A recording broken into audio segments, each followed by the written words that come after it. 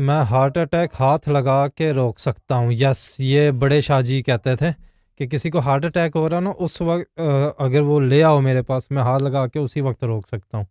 ये पावर थी, और ये वही इल्म है। ये जो थोड़ी देर पहले जो आपने कॉल देखी है, बेसिकली मैं बता देता हूँ थोड़ा सा हुआ क्या था।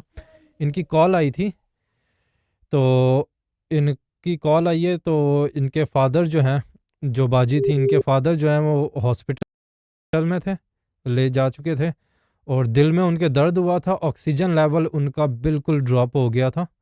ठीक, तो उस वक्त जो है वो दम किया था इन्हें।